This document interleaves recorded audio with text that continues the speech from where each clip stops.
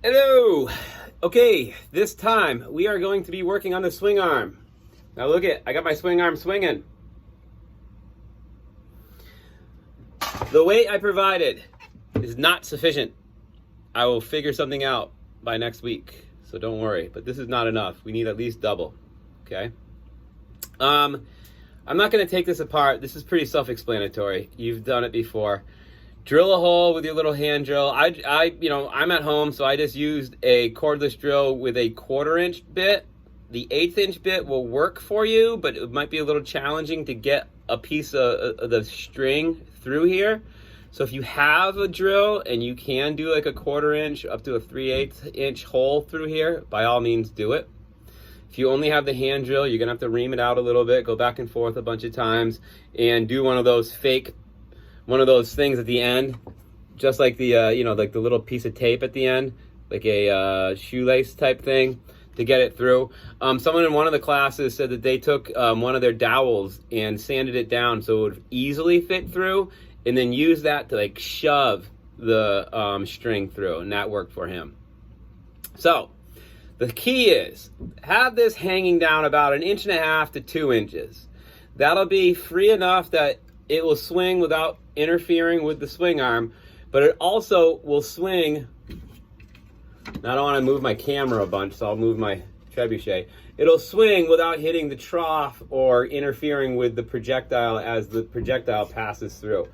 They don't really ever run into each other, but yeah, you just want to have it at least 2 or 3 inches above this, and at least 1.5 to 2 inches below that. So whatever's in between there, it's gonna be fine. You're probably gonna have to redo it anyways, because like I said in the last video, it is, or was it this video? I don't even know when I started talking. I can't remember when I said it, but the weight is not sufficient.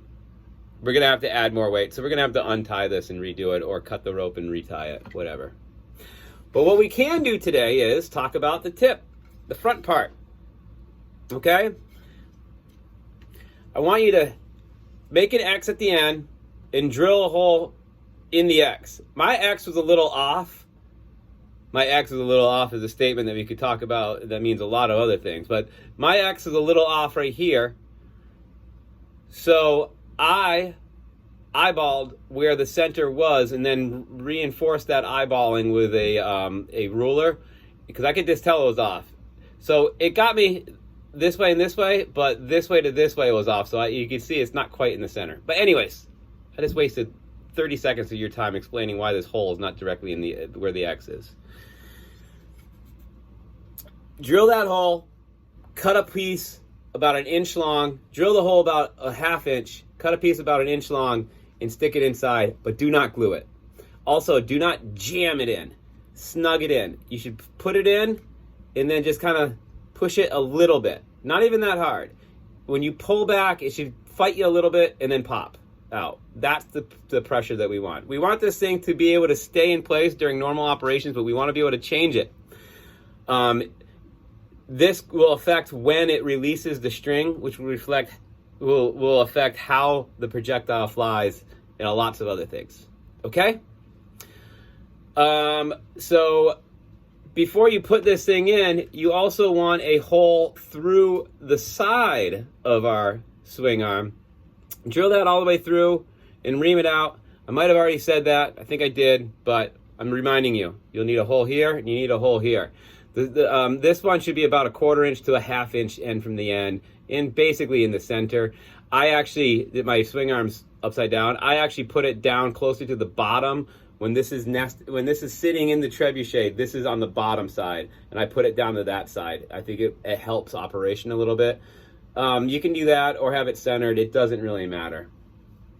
So this is the trebuchet swing arm as it should be on the end. Hole through here, pin through here. So now I'm going to put it in place. Remember that trigger we made? I'm gonna put it down, and I'm going to actually engage the trigger. I engaged the trigger. You can't see it because it's facing away from you, but it's there. Okay? Now, to do this work, I'm zooming in for y'all a little bit. Now I grab my sling. And what I'm going to do is I'm going to take my sling and I'm going to fold it over so the two knots, the two holes that we made in the sling are right on top of each other, just like that. They're right on top of each other. Now what I'm going to do is I'm going to put that into my trebuchet. So I'm going to hold it back here in my trebuchet, okay? Put it on my rail, and then I'm going to pull my loop so it goes right along my trough here, and I hook that loop onto the peg at the end, okay? So now I still have the sling so that the string, the two holes that we put in the sling are right on top of each other. Now the only reason why I'm doing that is that means that the sling is going to be positioned so when I put a projectile in there, the projectile is going to be sitting right smack dab in the middle of that sling, which is good because that's what we want. We want the projectile to be nested in there as cleanly as possible. Okay, so now I took a piece of tape and I held it the long way and placed the end of my string into it. And now I'm just twisting it. And as I do that, what's happening is there's about a 4-inch piece of tape. That long piece of tape turned into a long, almost like a needle. Trim off the end at an angle to give it even more of an extreme point. And now I got a nice little pointy thing that I can fish through that hole in my swing arm. Oop! I put it on the wrong side of my trigger. Let me just untrigger it for a second and put it in here and then reset the trigger. Bam. Okay, so now it's all inside here. So now I'm going to go back with my left hand, which is out of camera, but I'll show you. My left hand's there. I'm holding the sling and I'm going to pull as much of the string as I can through until it is solid or tight in the back. So it's tight. My loop is still over the top. And what I'm going to do is just, without shifting anything, and this is kind of tough to do, without shifting anything, I'm going to take and tie a double knot right here. So I'm going to tie it once, go back and do another knot. Now before I tighten it down though, I'm going to double check that my sling, the two knots are still right over on top of each other. So I'm pulling the sling back again, get it nice and tight. While I'm pulling back that way, I'm going to tighten this up.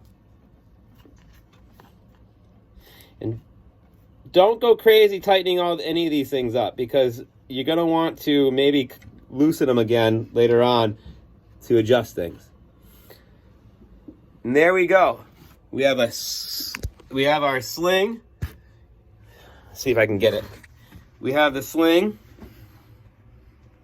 right there, folded in half. And we could follow the strings up. Wow, I'm doing a horrible job filming. I should take Jeremy's film class. To here, where we have this one loop on the peg, the other string attached to the top. And then at some point, we're going to be done with this thing, and we'll throw a projectile in there. Then we'll be able to shoot it. But we can at least watch it move while we shoot it, just like this. Okay, ready? 1, 2, 3. Fabulous. Now again, if you get this to this point and you try shooting it, I don't think it's going to shoot very well for you. It is just not enough power. However, if you have a few things like these guys,